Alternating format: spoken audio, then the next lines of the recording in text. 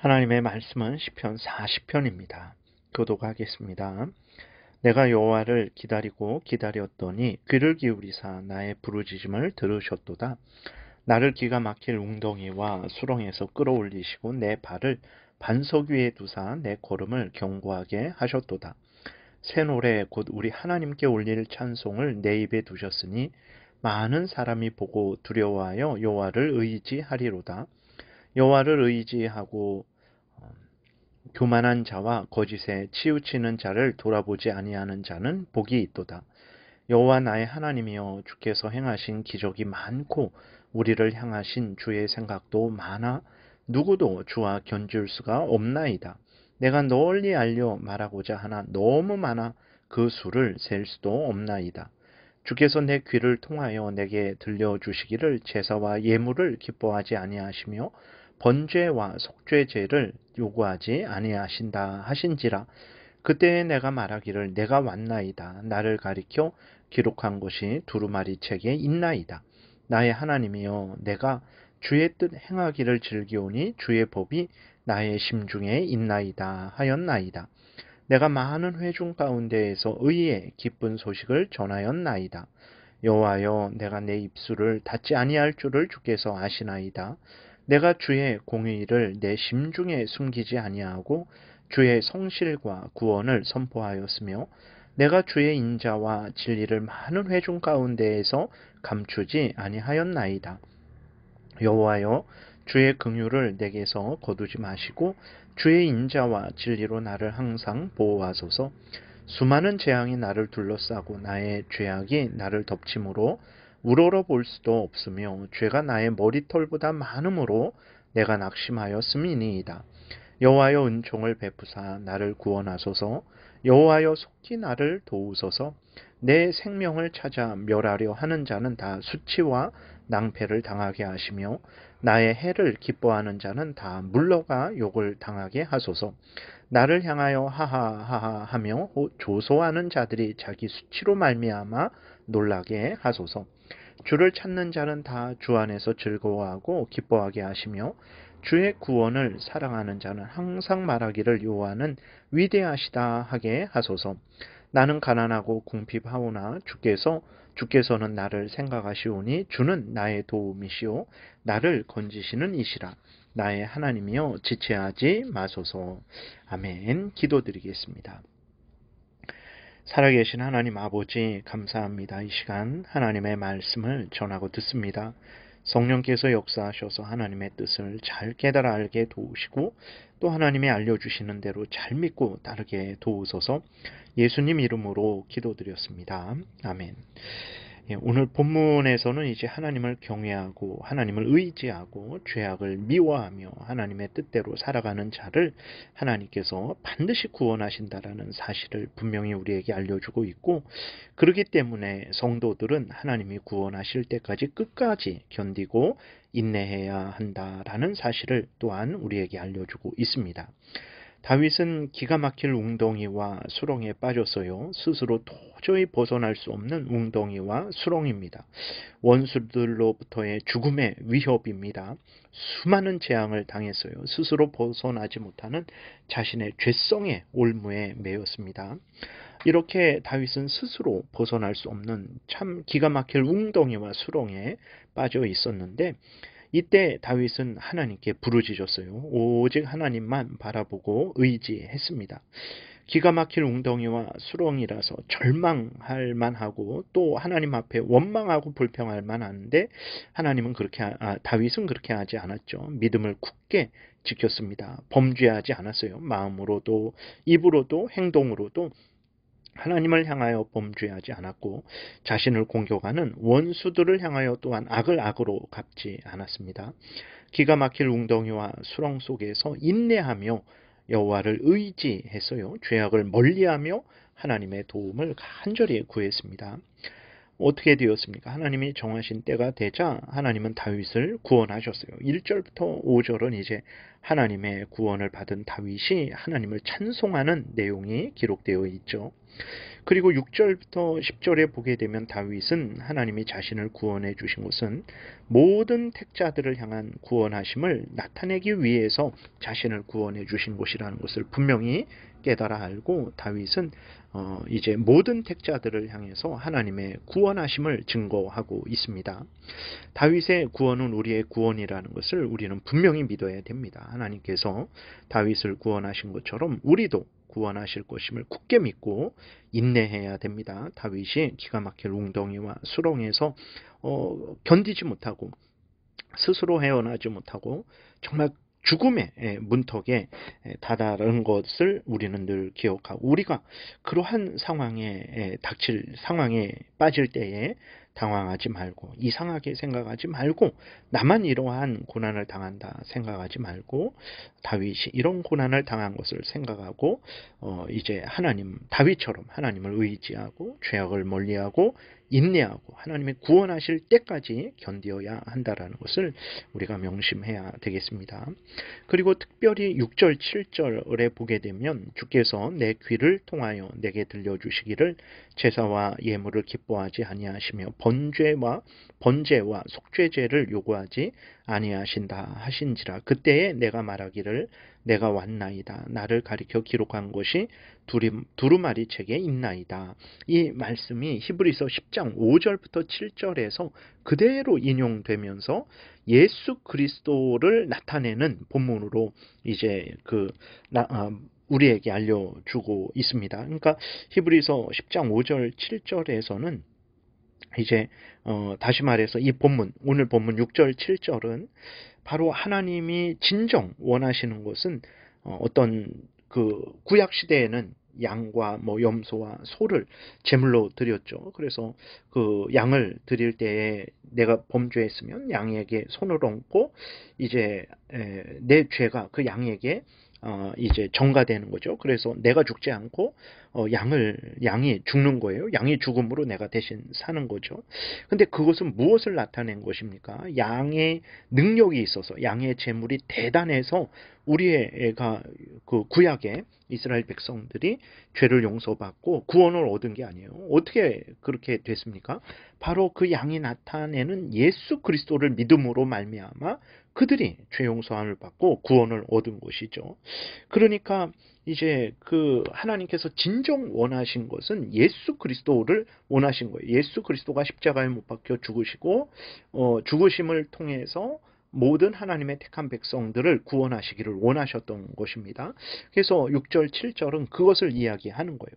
물론 구약시대에는 당연히 하나님이 정하신 대로 제사법을 따라서 그러한 양을 바쳐야 됐어요. 그러나 하나님이 그것을 통해서 드러내신 것은 양을 기뻐하시는 것이 아니라 바로 그 양이 나타내는 예수 그리스도를 내가 기뻐하고 예수 그리스도의 대속의 공로에 근거해서 너희들을 구원한다. 이것을 알려주신 거예요. 그래서 히브리서 10장 5절부터 7절에서 이 본문을 그대로 인용하면서 이것은 바로 예수 그리스도가 참된 제물이 되시고 그래서 우리의 죄가 용서되었다라는 것을 나타내는 것이다라고 그렇게 인용을 하고 있어요. 그러니까 구약의 백성들도 예수 그리스도를 분명하게 소개받았고 믿었다라는 것을 우리가 분명히 인식해야 됩니다. 물론 다 믿은 건 아니에요. 그러나 구약의 육신적인 이스라엘 백성들 안에 참된 하나님의 택한 백성들, 믿음의 백성들이 있었고 이제 거짓된 그냥 육신적으로만 이스라엘 백성들이 있었죠. 어쨌든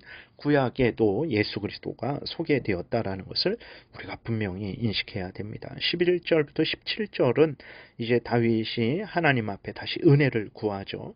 그리고 원수들에게 보응해 주시기를 위해서 기도합니다.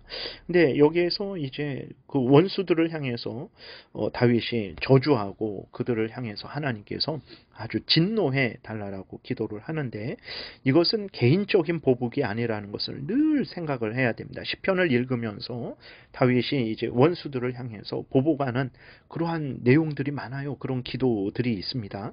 그러나 이것은 개인적인 보복이 아니라 다윗은 왕이죠. 하나님의 일꾼입니다.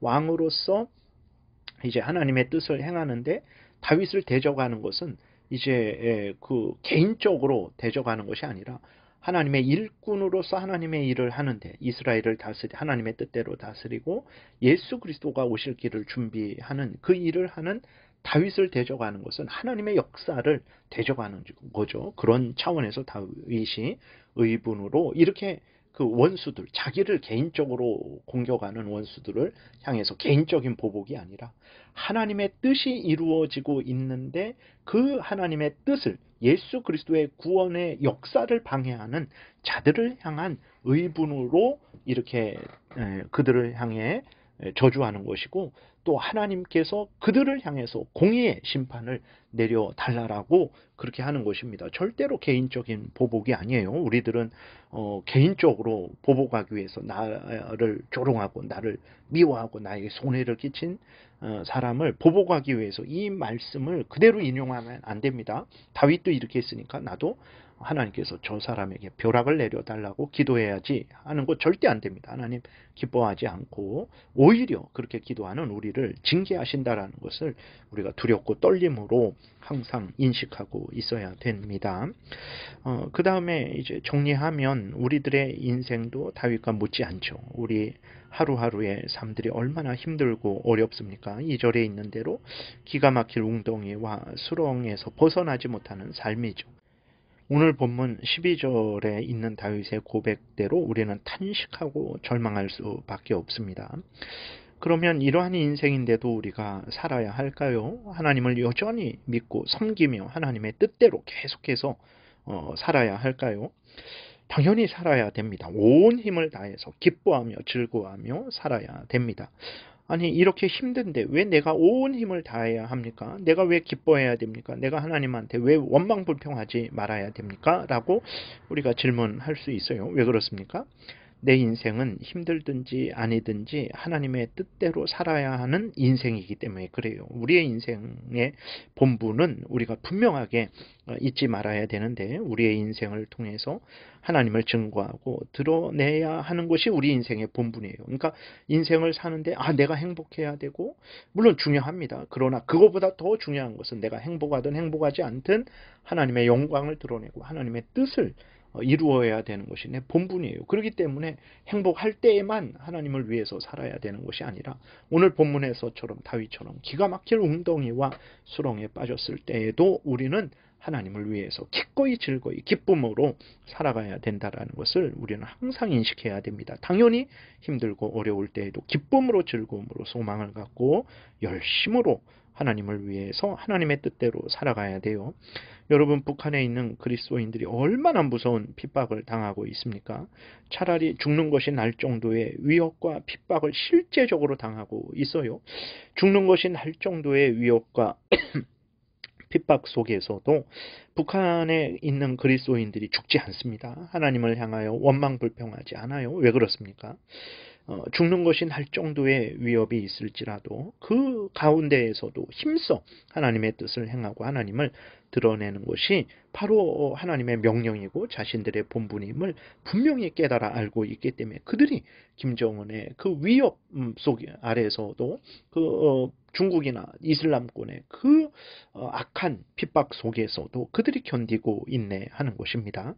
인생의 본분, 인생의 핵심은 내가 평안하고 문제없고 질병 없고 내가 이 땅에서 웃고 즐기고 이 생의 자랑거리 많이 얻고 누리고 자랑하는 것에 있지 않습니다. 또 인생의 핵심은 이 땅에서 내가 비참하고 고난받고 죽을 고생을 하는 거기에도 있지 않아요. 그러니까 우리가 이 땅에서 잘 살고 못 살고 그건 중요한 것이 아닙니다. 정말 중요한 것이 아니에요. 중요한 것은 무엇입니까? 하나님을 경외하고 의지하는 것입니다. 정말 감사한 것은 무엇입니까? 하나님은 자비하셔서 우리로 하여금 하나님을 경외하고 의지하며 하나님의 뜻대로 살아가는데 부족함 없도록 하나님께서 날마다 순간마다 동행하시고 우리에게 은혜를 내려 주십니다. 오늘 본문에서 이것을 우리가 증거받지 않았습니까? 다윗이 기가 막힐 웅덩이와 수렁에 빠졌는데 하나님의 일꾼인 다윗을 하나님께서 건지시고 하나님이 그 다윗에게 맡겨주신 사명을 온전히 감당하도록 다윗에게 우리에게 그러한 길을 열어주시고 은혜 주신 것을 우리가 보지 않습니까? 그러므로 우리는 어떤 형편 처지이든지 하나님을 의지해야 됩니다. 죽을 것 같은 상황일지라도 우리는 하나님을 의지하고 하나님의 뜻을 계속해서 따라 살아가야 되는 거예요. 이러한 삶을 그리스도인들이 살고 있습니까? 여러분, 이렇게 살면 나만 손해보는 것 아닙니까? 저 사람은 저렇게 살지 않는데 왜 내가 이렇게 살아야 됩니까? 왜 그래야 됩니까? 그것이 나를 향한 하나님의 뜻이기 때문에 그래요. 하나님의 뜻이니 우리가 기꺼이 즐거이 감사함으로 앞으로 나아가야 됩니다. 억울합니다. 절대 억울하지 않습니다. 여러분, 기가 막힐 웅덩이와 수렁의 삶일지라도 우리는 인간의 본분을 다한 인생인데 왜 억울합니까? 하나님이 또 반드시 구원하실 것인데 왜 억울합니까? 이 땅에서 갚아주시지 않으면 천국에서 갚아주실 텐데 왜 억울합니까? 우리를 통해서 하나님의 영광이 드러나는데 왜 억울합니까? 우리를 통해서 다른 사람이 도전을 받는데 북한 사람들이 억울하다 할 만하잖아요. 근데 북한에 있는 그리스도인들을 보면서 우리가 우리 자신을 돌아보고 회개하고 하나님 앞에 더 열심히 살아가야 되겠다. 정말 하나님 뜻대로 살아가야 되겠다라는 그런 믿음을 바로 하는데 뭐가 억울합니까? 하나님이 구원하실 것을 굳게 믿고 구원하실 때까지 소망을 갖고 열심으로 기쁨으로 하나님의 뜻을 따라야 되겠습니다. 기도드리겠습니다. 살아계신 하나님 감사합니다. 오늘도 은혜 주셔서 감사합니다. 기가 막힐 웅덩이와 수렁에 빠질지라도 하나님이 반드시 구원하실 것이라는 것을 굳게 믿고 원망불평하지 말고 감사함으로 기쁨으로 즐거이 하나님의 뜻을 따르는 우리 모두가 되게 도와주옵소서. 감사드리고 예수 그리스도의 이름으로 기도드렸습니다. 아멘. 하늘에 계신 우리 아버지여, 이름이 거룩히 여김을 받으시오며 나라의 임하옵시며 뜻이 하늘에서 이루어진 것 같이 땅에서도 이루어지이다. 오늘날 우리에게 일용할 양식을 주옵시고 우리가 우리에게 죄지은 자를 사하여 준 것 같이 우리의 죄를 사하여 주옵시고 우리를 시험에 들게 하지 마옵시고 다만 악에서 구하옵소서. 대개 나라와 권세와 영광이 아버지께 영원히 있사옵나이다. 아멘. 지금은 우리 구주 예수 그리스도의 은혜와 하나님 아버지의 크신 사랑과 성령의 교통하심이 기가 막힐 웅덩이와 수렁일지라도 낙심하지 않고 절망하지 않고 하나님 앞에 원망불평하지 않고 감사함으로 기쁨으로 맡겨주신 본분 다 하고자 은혜 구하며 돌아가는 하나님의 택한 백성들 머리 위에 지금부터 영원토록 함께 있을지어다. 아멘.